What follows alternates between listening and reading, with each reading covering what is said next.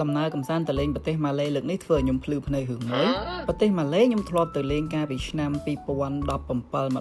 ន្តែការហ្នឹងគឺខ្ញុំដើរលេងបែបលឿនដោយសារតែការហ្នឹងយើងដើរលេងបែប budget ដូច្នេះហើយខ្ញុំអត់សូវបាន explore ខ្លាំងទេហើយការដែលខ្ញុំទៅលើកមុនហ្នឹងក៏មាន experience អត់សូវល្អដែរចឹងហើយប្រទេសម៉ាឡេគឺមិនមែនជាគោលដៅទេសចរដែលខ្ញុំចង់ទៅទេប៉ុន្តែការមកលើកនេះដោយសារតែយើងមានការងារត្រូវធ្វើហើយណាមួយយើងចង់មកដើរលេងហងដោយសារតែគ្រួសារខ្ញុំគាត់ឃើញវីដេអូញ៉ាំអីចង់មកលេងដែលក្នុងការគិតរបស់ខ្ញុំគិតថាស្រុកម៉ាឡេចាញ់ស្រុកសៀមហងកាលពីមុនណាប៉ុន្តែដល់ពេលខ្ញុំមកលើកនេះបាទខ្ញុំដឹងថាស្រុកម៉ាឡេគឺដើរមែនតើខ្ញុំគិតថាក្រុមសិង្ហបុរីតែបន្តិចទេនេះតាមយោបល់ខ្ញុំឯងហេតុអីបាទខ្ញុំហ៊ាននិយាយថាអញ្ចឹងដោយសារតែនៅនេះគឺសម្បូរអគារខ្ពស់ខ្លាំងហើយអគារខ្ពស់របស់គេមិនមែនអគារខ្មោចទេយប់ឡើងគឺភ្លឺចែងចាំងហ្មងមានន័យថាមានមនុស្សនៅគ្រប់អគារគ្រប់ unit តែម្ដងទី2ខ្ញុំមើលទៅលើភ្ញៀវទេសចរឃើញថាភ្ញៀវទេសចរគឺច្រើនមែនតើជាពិសេសតាមហាងអាហារជាពិសេសតាមភោជនីយដ្ឋាន restaurant អីគឺមនុស្សណែនហ្មងអត់មានមនុស្សទេអត់មានមនុស្សចូលទេទាំងហាងតូចទាំងហាងធំទាំងហាងថ្លៃហាងថោកគឺសម្បូរមនុស្សមែនតើតម្លៃនៃការរស់នៅហើយនឹងម្ហូបអាហារនៅហ្នឹងក៏មិនថោកដែរបងប្អូននិយាយទៅថ្លៃជាងខ្មែរយើង2ដងបើតាមខ្ញុំគិតក្នុងមួយពេលបើសិនជាយើងញ៉ាំជាមធ្យមខ្ញុំគិតថាយ៉ាងហោចណាស់ក៏ចំណាយអស់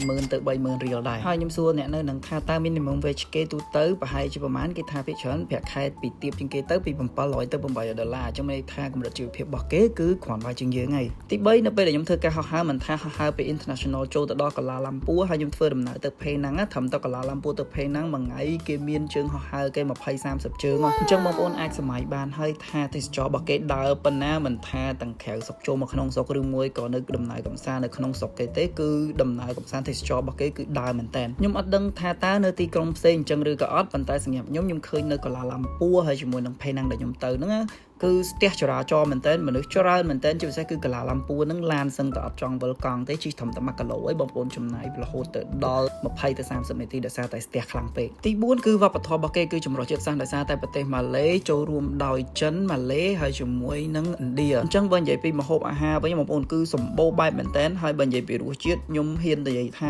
ឆ្ងាញ់គឺឆ្ងាញ់មែនតើម្ហូបរបស់គេហ្នឹងគឺត្រូវចិត្តយើងហ្មងបងប្អូនញ៉ាំគ្រាន់តែថាខ្ញុំអត់សូវចេះញ៉ាំម្ហូបឥណ្ឌាតែសម្រាប់ម្ហូបចិនហើយឬមួយក៏ម្ហូបម៉ាឡេម្ហូបណូយ៉ាទៅគេមានចម្រុះជាតិសាសន៍ច្រើនហ្នឹងគឺឆ្ងាញ់មែនតើប៉ុន្តែអីដែលអត់ត្រូវរសជាតិខ្ញុំហ្នឹងគឺកាហ្វេនៅហ្នឹងគឺជាមិនសូវជាឆ្ងាញ់មែនទេស្តៀងកាហ្វេកញ្ចប់ទី5គឺ infrastructure គឺហេដ្ឋារចនាសម្ព័ន្ធនៅក្នុងទីក្រុងរបស់គេខ្ញុំឃើញថាទីក្រុងរបស់គេទោះជាគេសង់អគារខ្ពស់ប៉ុណ្ណាក៏ដោយគេអត់លុបបឹងទេហើយសញ្ញាបត្រឋានគេជុំវិញគឺពោពេញទៅដោយធម្មជាតិបៃតងហ្មងពេលបងប្អូនទៅដល់សឹងតែអាចមើលឃើញបានថាគេដាក់ green space ហើយនឹង high rise building របស់គេហ្នឹងគឺមាន balance គ្នាល្អហ្មងអញ្ចឹងហើយនៅពេលដែលយើងទៅទោះបីជាអគារខ្ពស់ច្រើនប៉ុណ្ណាក៏ដោយយើងមានអារម្មណ៍ថាក្តៅប៉ុន្តែអត់ក្តៅខ្លាំងទេដោយសារតែធម្មជាតិបៃតងរបស់គេព័ទ្ធជុំវិញជាមួយនឹងអគារខ្ពស់របស់គេហ្នឹងហ្មងហើយសម្រាប់កន្លែងទេសចររបស់គេគឺគេច្បាត់ចូលគ្នាបានល្អណាស់ទាំង historical building របស់គេហ្នឹងលាយជាមួយនឹងទំនើបកម្មរបស់គេហើយសម្បូរណាស់អ្នកជុំវិញខ្លួនខ្ញុំអ្នកខ្លះគាត់ថាចេះតាំងពីថៃបិទទៅមិនដឹងទៅដើរលេងណាខ្ញុំ recommend ឲ្យបងប្អូនទៅហ្មងទៅម៉ាឡេថ្លៃជាងថៃបន្តិចទេប៉ុន្តែខ្ញុំអាចនិយាយបានថាបងប្អូនទទួលបាន experience ថ្មី